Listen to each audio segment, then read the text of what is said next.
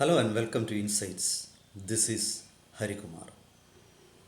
The face-off between Kerala Governor Arif Mohammed Khan and Students' Federation of India, the students' wing of a ruling CPIM, has taken a sensational turn today, with the governor staging a sit-in at Nilamel, a small town in Kollam district in Kerala. The governor was passing through the area when suddenly a crowd of people jumped onto the road in front of governor's vehicle in the presence of police. Immediately the governor got out of the car. He went to a nearby tea shop and sat on a bench there, and he said that he won't move from the place till the police arrested all culprits. The governor also demanded that non bailable clauses should be charged against the protesters.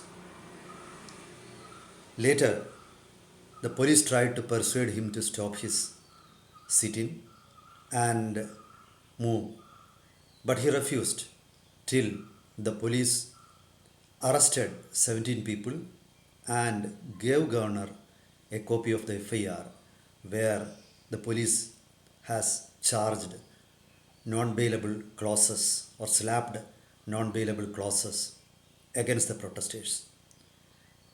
The governor still said there were around 50 people and only 17 people and a few others who can be recognized were charged by the police.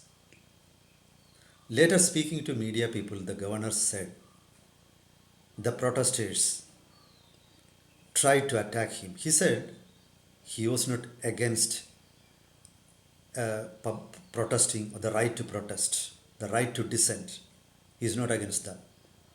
But he said the protesters were violent. They tried to attack his car.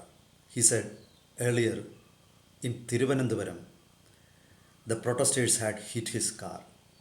So he said he was trying to protest against the neglect shown by police or the lackadaisical attitude of the police, despite being told they are not ready to take action against or stern action against protesters.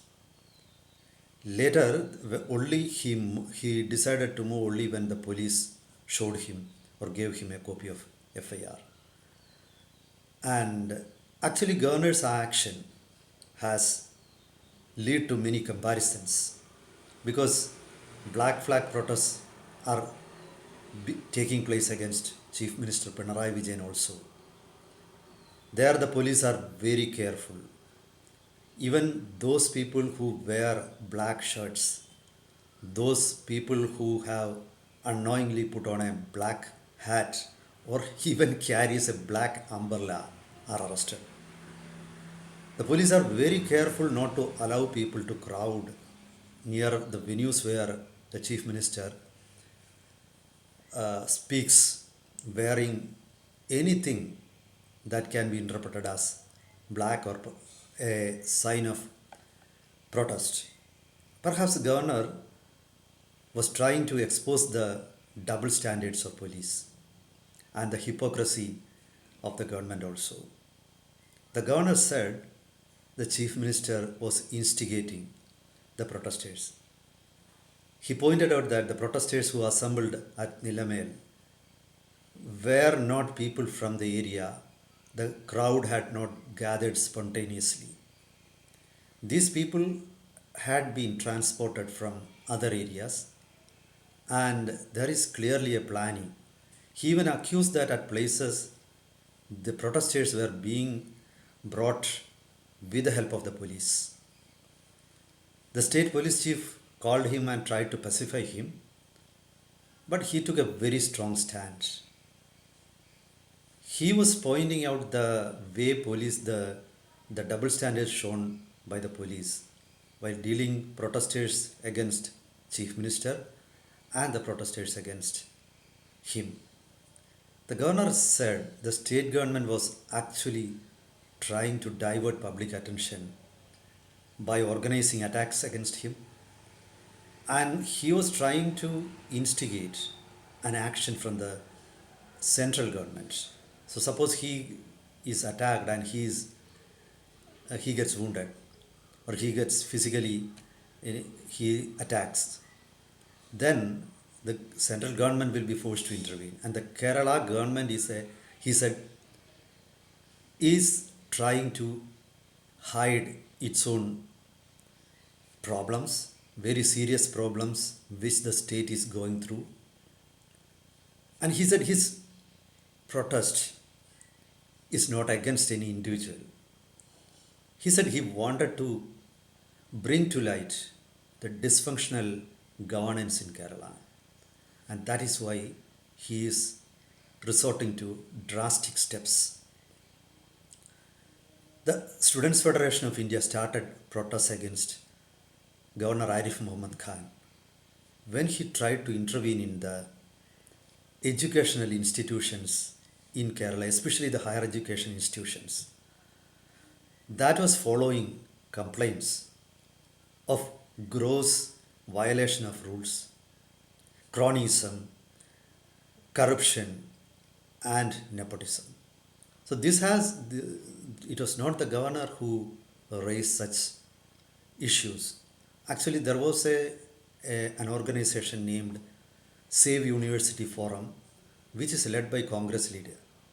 So they had actually raised this issue, and a group of independent professors like Dr. Mary George and a workers' union leader R.S. Shashikumar. So these people they have been raising many issues over a period, and they submitted a memorandum to the governor to intervene. The higher education institutions in Kerala have been a fiefdom of the left, and they used to gain their ideological strength and even cadre strength from higher education centers in Kerala. And of late, there have been many complaints that these higher education institutions in Kerala have deteriorated and their standards have drastically fallen. And actually, the intervention of governor in many stages have been ratified by the courts also. And of course, in some cases, the court had revoked the action also. But generally, in the state, it is agreed that all is not well with the higher education institutions in the state. So, at last, the governor not compromised, or at last he withdrew temporarily. There is a truce has been established, and he stopped his sitting and he went back. But again, he reminded the SFI people that he is not going to take all abuses lying down. The problem here for the SFI is the SFI is known for its high handedness and the protests showing threats. So, SFI has succeeded in all previous instances. Formerly a Vice Chancellor of Kerala University, JV John Varghese Vilanilam was forced to resign following the intense protests by SFI. So there have been many examples in many colleges, even principals have been under the threat of SFI. And it is for the first time in Kerala's history that somebody has stood up to the threats and proved that SFI is not right. And interestingly, on many occasions, when Governor Arif Mohammed Khan got out of his vehicle and walked towards protesters, the protesters were seen running away. And this is the first time that somebody or a top official is forcing SFI to take its heels. Formerly, a very senior and well-respected former ambassador, T.P. Srinivasan, when he was the vice chairman of the Higher Education Council in Kerala, he was brutally slapped and the old man fell down. So the, that was the president of SFI. Everybody was afraid of the organization. But here is one person who calls spade a spade and refuses to step back. For the first time, SFI is in trouble. They have started an agitation against the governor and they lost the upper hand, but they cannot call it off and they are in a quandary. They are, it seems, even the CPIM is in trouble following SFI's protest. And it is likely that some interlocutors will intervene in the whole issue, as the general opinion in the state is that the CPIM should not have taken to the streets to protest against the governor. That is for now. Meet you with another topic next time. Till then, goodbye.